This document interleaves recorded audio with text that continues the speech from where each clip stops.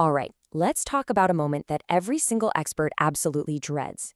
It's when your authority gets questioned right in front of everyone. If you've ever had to lead a training session or a big presentation, you know exactly what I'm talking about. So, just picture this for a second. You're at the front of the room. You are the trainer, the expert. You're in the zone, deep into your material, and then all of a sudden, a hand goes up and someone says, I'm not so sure this is right. What do you do? That moment right there, that's a huge crossroads. And seriously, what you do in the next few seconds, it's everything. Because the wrong reaction, that gut-level defensive feeling we all get, it can absolutely vaporize your credibility. Just poof, all that hard work, just gone in an instant. And that leads us right into something we can call the credibility trap. It's this trap that even the most seasoned experts and trainers fall into. And you know why? Because it's baited with our own ego, with that instinct to protect our status.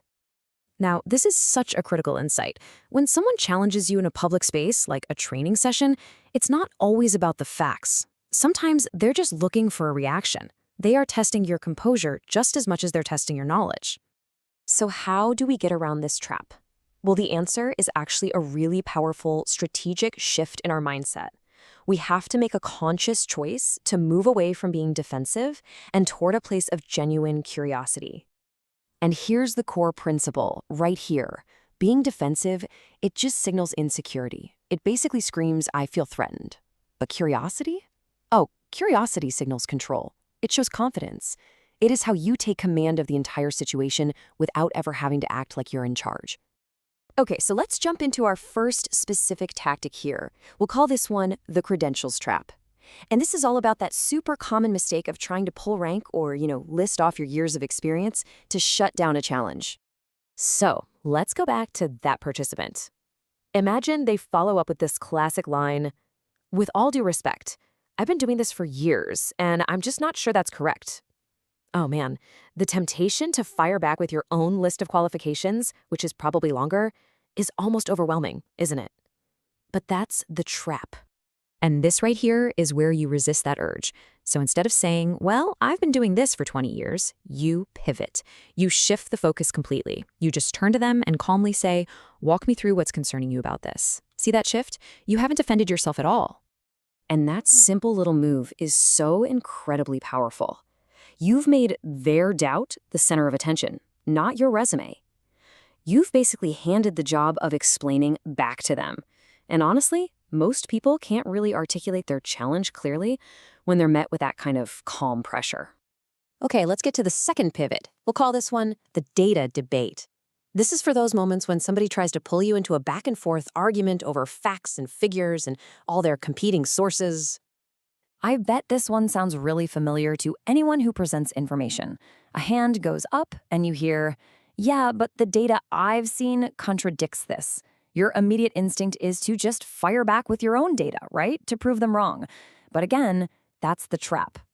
So instead of jumping into the weeds and saying, actually, if you look at the Q3 data, you pivot to a much, much deeper question. You just look at them and ask, what would change your mind on this?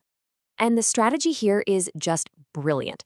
Look, smart communicators don't get into a war over who has the better spreadsheet. They use this question to figure out what's really driving the resistance. Is it a bad experience they had in the past? A totally different priority?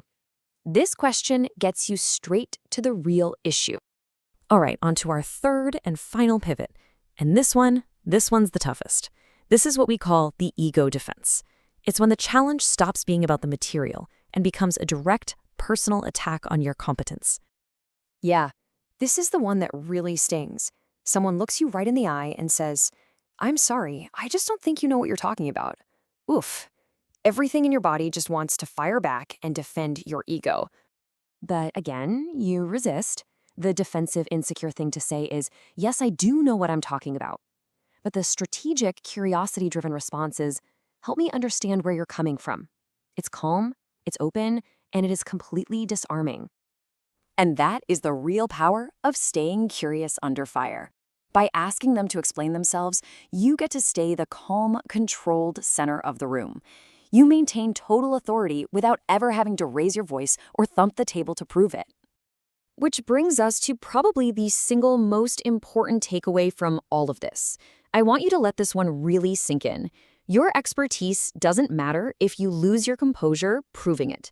Your credibility is directly tied to how calm you stay under pressure. So, the big theme here, the big idea, is about choosing composure over credentials every single time.